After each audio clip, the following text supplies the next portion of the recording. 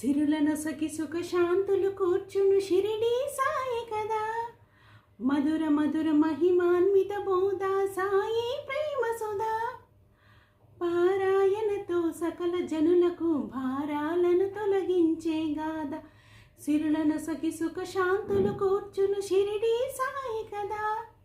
షిరిడి గ్రామంలో ఒక బాలుని రూపంలో వేప చెట్టు కింద వేదాంతిగా కనిపించాడు, తన వెలుగును ప్రసరించాడు. పగలూరే ధ్యానం పరమాత్మునిలో లీనం, పగలూరే ధ్యానం పరమాత్మునిలో లీనం. ఆనందమయ ఆహారం వేప చెట్టు నీడయే గురుపీఠం. ఎండకు వానకు కృంగకు ఈ చెట్టు కిందనే ఉండకు.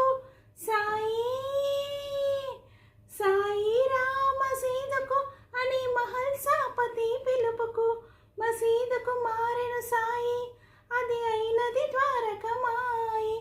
అక్కడ అందరూ బాయి బాయి బాబా బాధల నిలయమదోయి. సిరులను సఖి సుఖ శాంతులు కూర్చును షిరిడి సాయి కదా.